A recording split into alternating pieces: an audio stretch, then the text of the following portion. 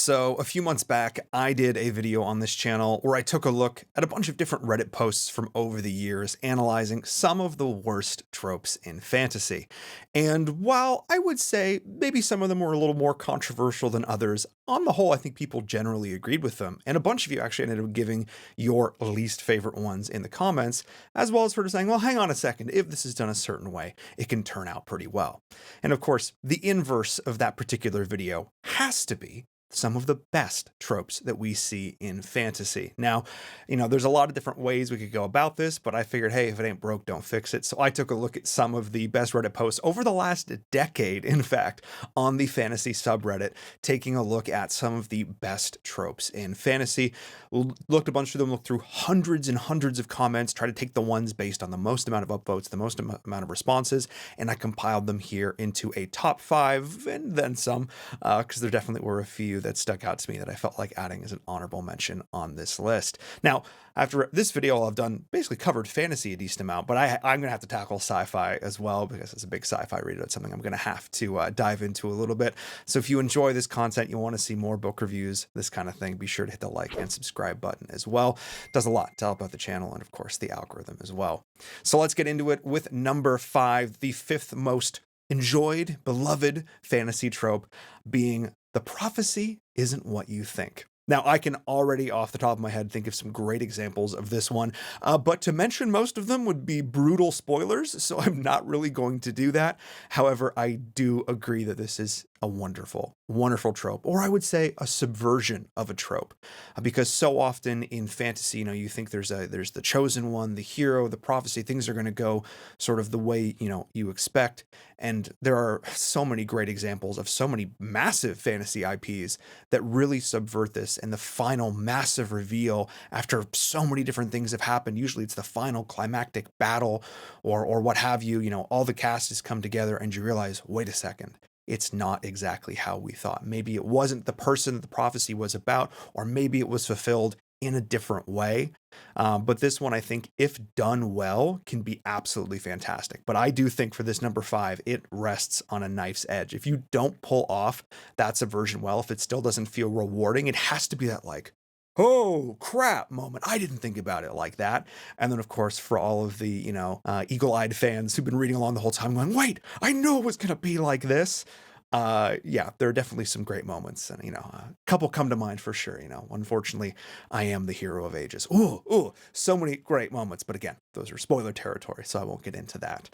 Coming in at number 4, a classic, an absolute tried and true. I can think of so many fantastic examples of this one, but that one has to be Magic School or a Magical Academy. I think for a lot of folks, we grew up reading, in the YA genre for sure, but I think even expanding into new adult and adult fantasy, some really wonderful examples of magic schools. I did a review of a book recently on the channel, Mage Errant, a series that I really enjoyed that I think did this extremely well. There have been so many wonderful classic examples over the years in literature. I think, the one that for a lot of us going back to our childhoods, of course, Harry Potter has to be one that you talk about here. I think there's just been so many really excellent opportunities to ground characters to feel like you're growing with them. And I think that's part of the reason why it feels so wonderful. I mean, oftentimes, things might happen and, the things might get a little bit out of control, or maybe there's some danger, but I think by wrapping it in sort of this sort of scholastic element, by wrapping it in this shell, it sort of gives that sense of coziness or familiarity that a lot of us really know. I mean, basically all of us went to school. We know what those character relationships are like. We know what those dynamics are like. So to add in something like learning to do magic on top of it, to sort of taking the thing, when we're sitting there daydreaming in class ourselves, rather than, jotting down boring math equations, we're learning how to, fly brooms or whatever. I think that's really a fantastic example of one that, if it's done well, and now dark academia, magical academia has really been, jumping up. There have been a ton of recent examples, especially in the romantasy space, that have sort of really taken and owned this for sure. And I think it's one that's made a huge comeback. I think it's sort of peaked and we're now starting to trend a little bit out of it. But over the last 5 years, I can think of a half dozen, I'll put some examples here on the screen, of books that really sort of owned that sort of Magic Academy element. Coming in at number 3, an absolute fan favorite for myself, has to be the heroic last stand. Now, this is often one where the heroes have progressed, on their journey, and they're facing up against some sort of last battle of incredible odds, and either a beloved character is killed valiantly defending the rest of the party so that they can escape, or in some instances, there is a heroic save the day moment. This is, however, another one that I would caveat and say, if it's not done well, it can feel not great. And obviously, we think about those epic last stand moments. We think about Lord of the Rings. We think about Helm's Deep. Look, the light, first light on the fifth day. And we think about how fantastic that is because it's not Deus Ex Machina, because it is set up brilliantly. But even to stay within the Tolkien universe, and something he's pinged for a lot, is using, say, the Eagles as another example of a heroic last stand that's almost kind of undermined by bringing in this sort of weird, the Eagles are constantly criticized in fantasy literature as sort of an odd plot device. As much as I love Tolkien's writing and so many other things about it, that's one where I will give it to folks. He does sort of just use them as a bit of a crutch to sort of get his characters out of not great situations. But when it is done well, when it is set up well, when it does feel rewarding, it still feels like our characters have given everything that they've got. And again, either die valiantly to further the plot or end up getting saved or rescued, or someone has this incredible power up, level up moment, especially if you're fans like things like progression fantasy. That's often where we see those level up moments happen. And those just feel amazing to sort of get out of what we think must be a tragic end for some characters and to have it be sort of twisted on its head. That's a really cool one for sure. Coming in at number 4, one that I honestly was not, of all the surprises for all the tropes on this list, this one to me is probably the most surprising, one that I really enjoy, but I wasn't expecting it to be mentioned so much. And that's an elder civilization. Now, oftentimes in fantasy, there's certain examples. I have to think of Terry Brooks and Shannara, it is Shannara. I learned I was pronouncing it wrong, horrendously wrong, my whole life, basically. I loved that series as a kid. I read all of those books, and yes, some folks give them crap for, especially the early ones, just being sort of knockoffs of some Tolkien work, but they do such a brilliant job of setting up the elder civilization, which in this case is actually just us. But other great examples across all different sorts of media. You think of like the Forerunners in Halo. There have been so many wonderful examples of these ancient, it happens a lot in sci-fi. I think it's even a little bit less common in fantasy, but when it's done well, discovering these ancient artifacts or Dwemer ruins, or, I'm going to go through all the different IPs. When they're done well and executed well and the mystery is there, it's great. And I think what's cool about them too is they can just sort of be a set piece and a trapping, and you don't necessarily have to overly explain them. A lot of these stories don't even really dive in depth of, well, what was this civilization here? We're in this giant dungeon. How did it get here? What is it for? We don't even really necessarily have to explain it. It's just this sort of beautiful layer on top of the world, and maybe we get some cool explanation for it. But in a lot of cases, it can just sort of be, as much as anything in the natural world as an example. But it's just sort of there as this sort of additional layer to sort of prop up the existing world. And personally, I love when we dive into that lore a little bit more. How did they get here and what happened to them? Why are they no longer here?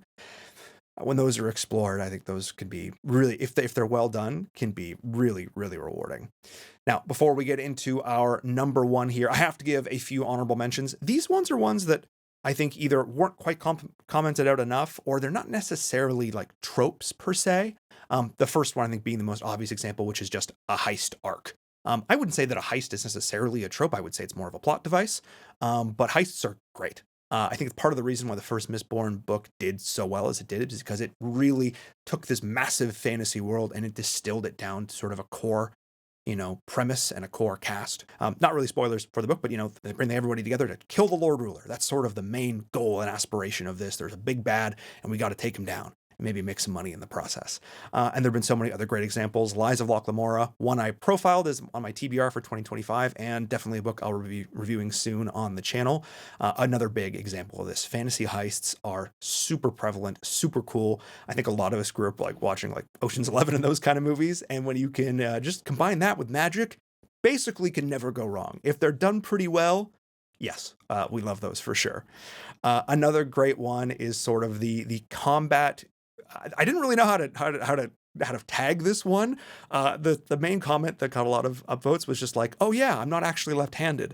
And those are great. I'm going to combine this with the sassy sellsword trope because those to me just often go so hand in hand. Just a character who sort of feels potentially underpowered or maybe has a bit of an ego behind them. And then you were like, oh, I don't know if they're actually as good as they say they are. And suddenly it's like, nope, swap to the other hand. I mean, big Princess Bride moment. And then you realize, wait a second, this character is actually, way better than we thought they were. I think Braun from A Song of Ice and Fire is a great example of this as a character that we don't really have a ton of expectations necessarily when we meet them, but who ends up being a truly sort of like outstanding warrior in his own right, which is pretty darn cool. The last sort of honorable mention that I'll talk about here is one that I think is just really tried and true in a lot of classic fantasy, but one we don't see quite done as, I would say, blatantly these days, which is just assembling the party to go on a quest, or just the idea of big, bold quests in general. I think these are something that, again, for a lot of us who grew up reading things like Lord of the Rings, the idea of assembling the fellowship or the party, for those of us now, I mean, with the rising popularity of things like Dungeons and Dragons, feels so familiar and feels excellent. But oftentimes, we don't go through that whole process, or it's not really done as much. I think in a lot of more fantasy novels, at least the ones that I've read recently, there's sort of been often small casts or maybe a small group or cohort, and they sort of come together immediately. And it's less about sort of going on a quest and building up the party as you go. I love that trope. I love that element. I love feeling like you go to a place, you develop the characters that you with, you gain a key item or piece of information that you need to take down the big bad or save the kingdom. In the process, you gain a new ally. Like, again, I think those things are hallmarks of classic fantasy, some things that we see integrated into more modern things like progression fantasy, but I still think are such a great classic trope, and I'm so glad that other people commented on this one. This one almost made the list itself. It just was a little bit patchy in sort of how people presented it, so that's how I brought it in here. All right, coming in at number 1, this one was pretty much undisputed. It took a couple of different forms in the comments, but the general gist was absolutely there, and oh my goodness, don't disagree. Trope number 1, badass grandpa. This one was just, yeah, like I said, people, whether it was Uncle Iroh, whether it was Gandalf, there was so many examples that people were bringing up in the comments. Basically, this old character, this wise old master, and people were like, I don't know, are they actually as powerful as they used to be, etc. And then they just lay out a can of ass whooping and just totally take over a fight or completely impress everybody.